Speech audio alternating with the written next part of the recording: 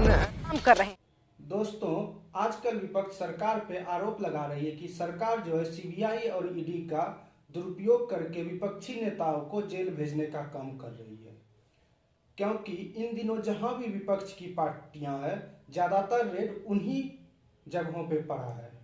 ऐसा नहीं है कि बीजेपी में भ्रष्टाचार वाले नेताओं की कमी है। बीजेपी में भी शुभेंदु अधिकारी को ले लीजिए या फिर आप हेमंत विश्व शर्मा जैसे नेता को ले लीजिए, वो लोग पहले बीजेपी उन्हीं लोगों पे आरोप लगाती थी कि इन्होंने ये भ्रष्टाचार किया है, इन्होंने वो किया है। परंतु जब से वो उन लोगों ने बीजेपी का साथ देना शुरू किया है, तब से उनके खिलाफ हर एक मामले में ढिलाई बरती गई है और उन मामलों को या तो कहीं बंद कर दिया है या तो अभी सीबीआई और ईडी को वो मामला दिख ही नहीं रहा है। परंतु विपक्षी नेता, चाहे वो शिवसेना से हो, चाहे वो आम आदमी पार्टी से हो, चाहे वो टीएमसी से हो, चाहे वो बीआरएस से हो, सारे विपक्षी दलों के किसी न किसी नेता पे छापा पड़ा ही है। ऐसे में ये कहना बिल्कुल अनुचित नहीं होगा कि जिसकी लाठी उसी की भैंस। इसी क्रम में दिल्ली मंत्री मनीष सिसोदिया को 26 फरवरी को 8 घंटे की पूछताछ के बाद गिरफ्तार कर लिया गया और उन्हें तिहाड़ जेल भेज दिया गया। मनीष सिसोदिया पर शराब घोटाले का आरोप लगा है। आइए जानते हैं आज के इस वीडियो में कि मनीष सिसोदिया को आखिर क्यों शराब घोटाले के मामले में जेल भेज दिया गया। क्या ये घोटाला सही है? क्या दिल्ली सरकार से किसी तरह की कोई भूल हुई है या नहीं? दोस्तों, नवंबर 2021 में दिल्ली सरकार ने बड़े जोर शोर से नई आबकारी नीति को लॉन्च किया था। इस नीति के लागू हो जाने के बाद दिल्ली में शराब सस्ती हो गई और रिटेलर्स को जो है काफी मुनाफा प्राप्त होने लगा। सीबीआई ने 15 लोगों पे एफआईआर दर्ज किया, जिसमें से मनीष सिसोदिया नंबर 1 पर थे। ईडी ने भी शराब घोटाले में चार्जशीट फाइल किया है। ईडी की चार्जशीट में अरविंद केजरीवाल, मनीष सिसोदिया और तेलंगाना सीएम केसीआर की बेटी के कविता पर भी ईडी ने चार्जशीट फाइल किया है। अब बात आती है, नई आबकारी नीति है क्या? ये पुरानी आबकारी नीति से किस तरह से भिन्न है? नई आबकारी नीति के तहत दिल्ली में कुल 32 जोन बनाए गए थे। हर जोन में लगभग 27 दुकानें खुलनी थी।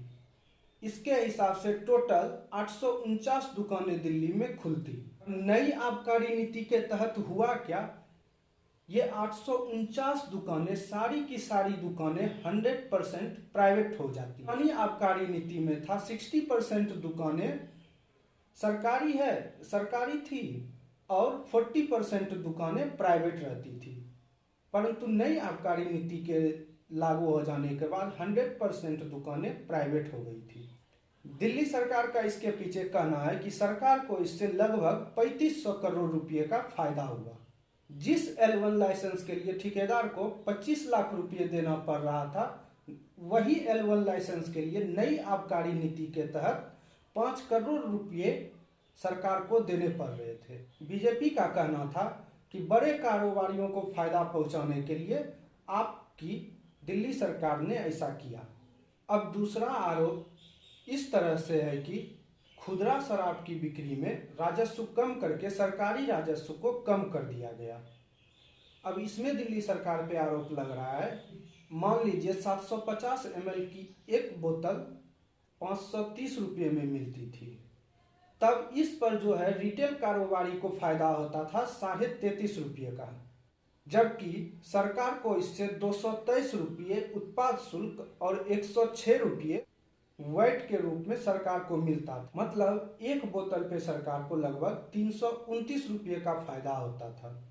दावा यही है कि नई आबकारी नीति के तहत 750 ml की बोतल का दाम 530 रुपये से 560 रुपये कर दिया गया, परंतु सरकारी राजस्व में फिर भी कमी ही आ गया। अब ऐसा हुआ क्यों?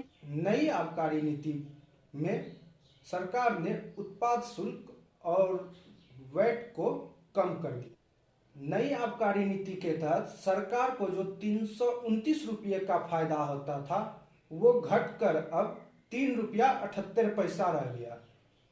परंतु रिटेल कारोबारियों का मुनाफा 33 रुपये से बढ़कर 363 रुपये तक पहुंच गया। मनीष सिसोदिया पर क्या क्या आरोप लगे हैं? L1 के टेंडर में शामिल एक कारोबारी को मनीष सिसोदिया ने 30 करोड़ रुपये लौटा दिया, जबकि ये पैसा सरकारी खाते में जमा होना था, परंतु दिल्ली सरकार ने उस पैसे को कारोबारी को लौटा दिया। आरोप नंबर 2, बियर के बोतल पर 50 रुपये प्रति बोतल छूट दी गई, जिसका लाभ सिर्फ रिटेल कारोबारियों को ही मिला, सरकार को इसका लाभ बिल्कुल नहीं मिला। दिल्ली में ड्राई डे की संख्या 21 दिन से घटा के 3 दिन कर दी गई। ठेकेदारों का कमीशन 2.5% से बढ़ाकर 12% कर दिया गया। दोस्तों, मनीष सिसोदिया के पास दिल्ली के कुल 33 मंत्रालयों में से 18 मंत्रालय मनीष सिसोदिया के पास ही थे। चाहे वो हेल्थ हो, चाहे वो डिप्टी सीएम का पोस्ट हो, चाहे वो पावर का पोस्ट हो, चाहे बिल्डिंग एंड कंस्ट्रक्शन का पोस्ट हो, ये सारे मंत्रालय मनीष सिसोदिया ही संभालते थे। आम आदमी पार्टी को दिक्कत अब यही होने वाला है कि दिल्ली में कुछ दिनों में बजट पेश होने वाला था। अब बजट कौन पेश करेगा? दिल्ली सरकार के लिए ये सबसे बड़ी मुसीबत है, क्योंकि हेल्थ, एजुकेशन, पावर, फाइनेंस, ये सारे मंत्रालय तो मनीष सिसोदिया के पास ही था। अब आगे ये देखना रहेगा कि दिल्ली का बजट पेश कौन करता है।